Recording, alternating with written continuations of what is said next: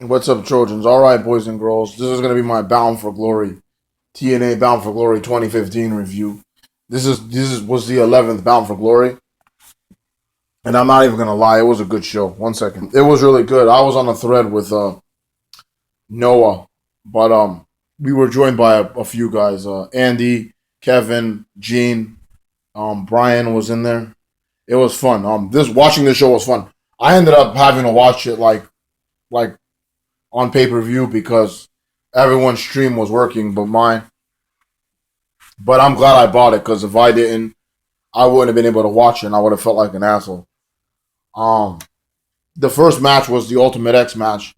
Tigre Uno defends in an Ultimate X against Andrew Everett, Manic, and DJZ. This match was really good. Everett, for a tall guy, he moves really good.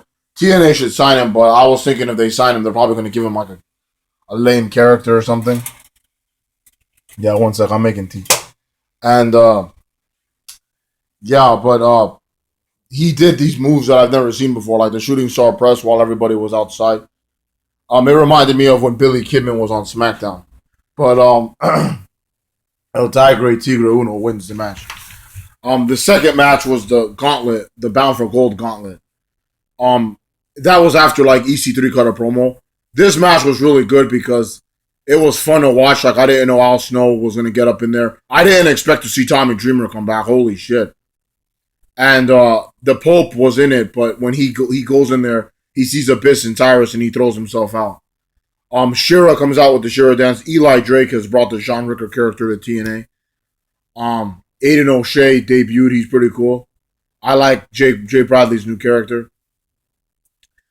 Tyrus winning was surprising and interesting. Tyrus was like the last guy I thought was going to win this. I expected Mr. Anderson or Chris Melendez to win before Tyrus.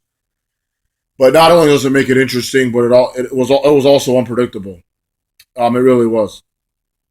After that was a great match with Trevor Lee and Brian Myers challenging the Wolves for the tag team titles. This was really good. This reminded me of one of those matches you'd see on Ring of Honor. They did all their singles finishers on each other and tag team finishers on each other, and for some reason they still kept kicking out.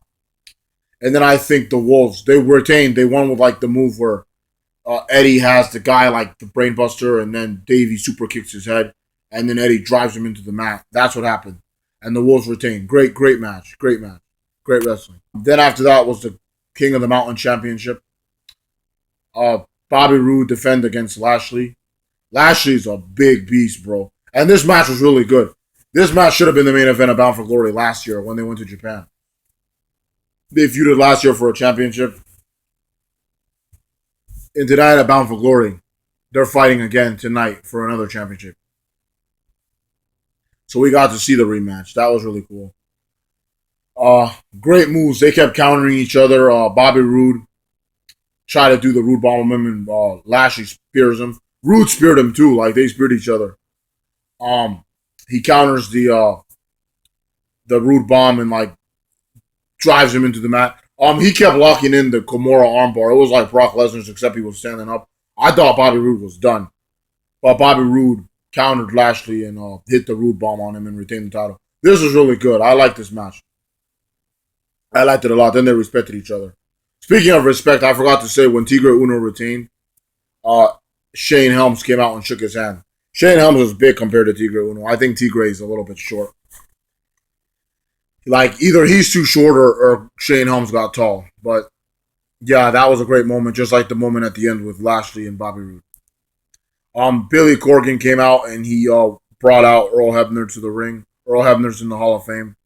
Hebner came out to referee the knockouts match. Awesome Kong versus Gail Kim. Gail's the champion. This match was really good too. They were killing each other. I was complaining that the beautiful people in the dollhouse weren't on the show, but maybe it's good that they weren't on because these two alone were great. Gail Kim's husband was at ringside, so he got involved. And Kong, like, he stopped Kong from grabbing a chair. He's like, put it down. She's like, what'd you say to me? And then, like, the referee breaks up the fight. And while the referee's talking to Gail Kim's husband, Kong, like, picks up Gail and, bam, slams her on a bunch of chairs. And I thought that was it, but Gail, of course, has to win. The way she won was cool, though. She, like, Kong was going to powerbomb her off the turnbuckle, and then Gail does eat the feet. So Kong's like knocked out, and then Gail just pulls her down and rolls her up and wins. And then she kisses her husband. And then when Earl tries to raise Gail's hand, Gail's like, "No, you." And she raises Earl's hand. That was nice. Then after that, we had Eric Young versus Angle returning. No, no, no, no! I'm the number one contender. Great match. Angle came out and said there's going to be a no DQ match. They brutalized each other, and people like the crowd was into it. Like, I mean, maybe it was good that they got in for free because now they're going to want to buy more tickets. In the future. There was this guy dressed up as Captain America. He's like passing the shield to Angle. He's like, use the shield, use the shield, use the shield. It was funny. And then Eric Young power drives Angle on the outside, or he tries to, and then Angle like flips him over, and Eric lands on the floor. I think Angle almost broke his neck too because he got thrown out, and then like the trainers took him to the back. Eric gets mad and he knocks out Simon Diamond and all the trainers. Like, get out! And then they go back, and then he's beating the crap out of Kurt Angle. And then finally, after like 10 minutes, Kurt Angle gets up and starts beating up Eric Young. And then he suplexes him. He takes his EY to Suplex City, bitch. And then he locks EY in the ankle lock. And EY's grabbing the rope, but there's no disqualification. So he's got the pressure on him for like 3 minutes, and then Eric's like, ah! And he taps out. It was cool. Angle's back, and he won, but I think he's leaving after this. So yeah, great match. And then after that was the main event. Jeff Hardy's the referee. Jeff Hardy comes out with a new song from his new album. EC3 comes out with Tyrus, then Drew Galloway, and then Matt Hardy. Well, I think EC3 comes out last, yeah. But Matt Hardy has Jeff send Tyrus to the back. And this match was really good. I really did not know where they were going to go. I didn't know if they were going to have Jeff turn or not turn and then have EC3 win.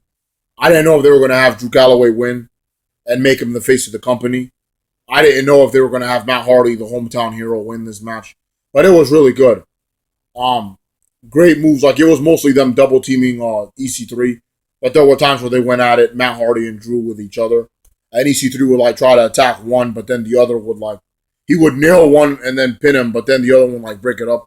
Jeff Hardy was trying to be fair, but EC3's like, and then Jeff's like, I quit! And he takes out EC3, and then he took EC3's chair and hit him with it. I was really praying that he wouldn't hit his brother or Drew Galloway, but he hits EC3 with it.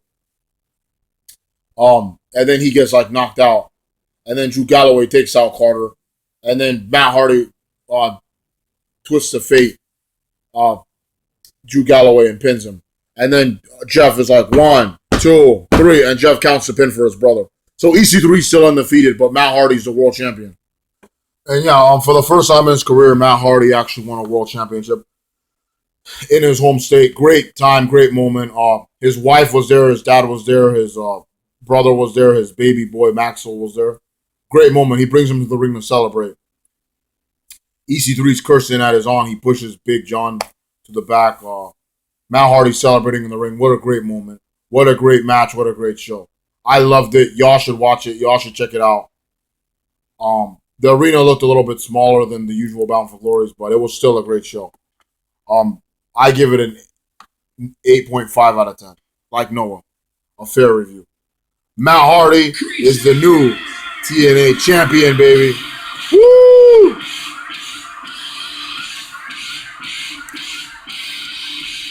Matt Ford champ. I guess it happened, huh?